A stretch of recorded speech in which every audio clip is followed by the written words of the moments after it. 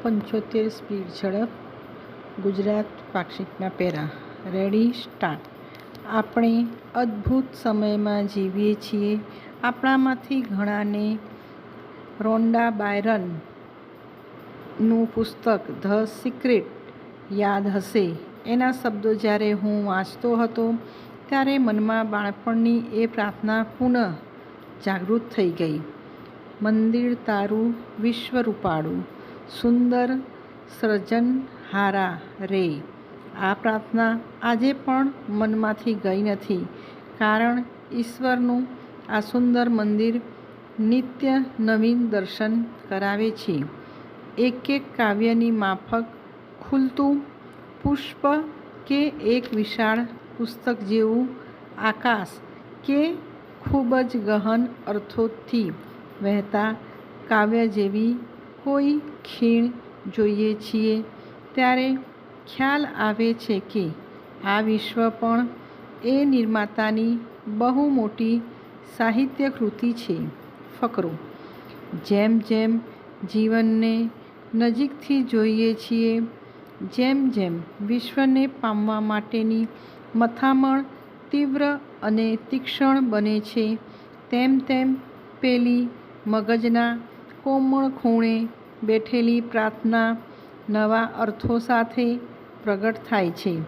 આપણે ઇલોન મસ્કના પડોશી છીએ, જે મંગળ પર જવાના સ્વપ્ન સેવે છે.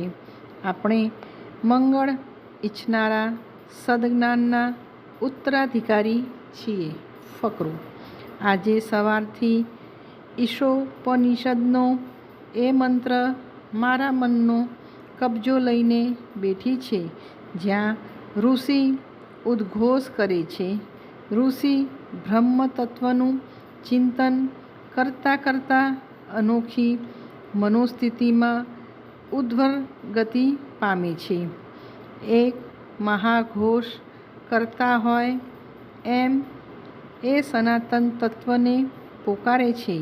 એ કહે છે, આ બ્રહ્મ છે. બ્રહ્મ તત્વનું ચિંતન કરતાં એ ઋષિના મનને પામવામાં મથું છું. કેવી વિશાળતા, કેવું દર્શન. ફકરો.